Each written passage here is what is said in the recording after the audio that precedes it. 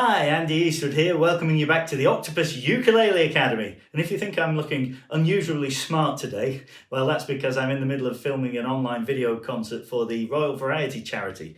But while the cameras are rolling and the lights are on, I thought it might be a good opportunity to dip into the mailbag and answer a couple of the questions you've been sending in for the Ask Andy video series.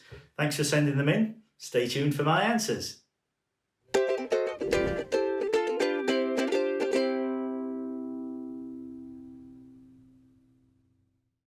Okay, so here's a question from Jacqui Burke. Thanks for sending the question, Jacqui.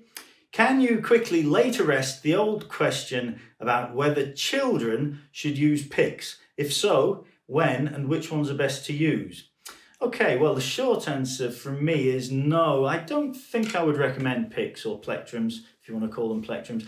Now, on the electric guitar, I always use a plectrum because they're steel strings and they really shred your fingers if you try to strum them.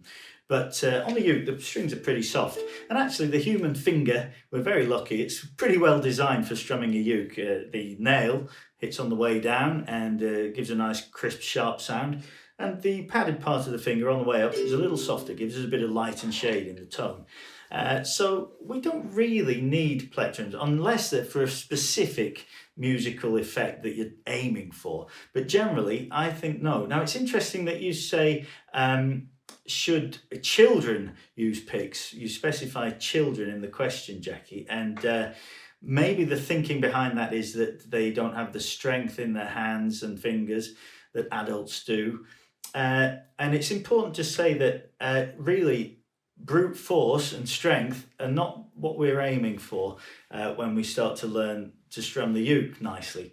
Actually, the volume should come from the speed of the hand, not by hitting the strings too hard. And the other thing that springs to mind here is the angle of the nail. If you're finding that it's hurting to hit the strings, you're probably at the wrong angle. What we really need to be doing is skimming across with a very shallow angle on that nail so that it just has as little impact and therefore as little resistance as possible.